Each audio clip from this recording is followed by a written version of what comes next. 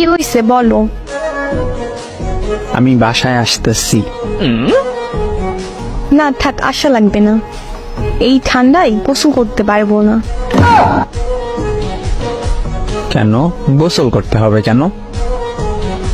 আরে গতবার এসে আমার জ্বর বানাই দিয়ে গেছো। কেন গোসল করছো কেন? আর এমন জ্বর বানাও, তোর শাশুড়ি এমন মন্দ বলে এত জ্বর হয় কেমনে?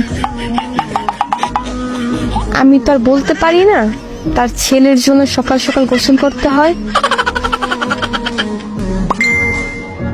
আরে আমি সেইটা বলি নাই, মানে এই জন্য আসবো না। তুমি সবসময় এটাই বলো, কিন্তু ঠিক আমার জ্বর হয়। আরে সত্যি বলতেছি। গতবারও বলছো।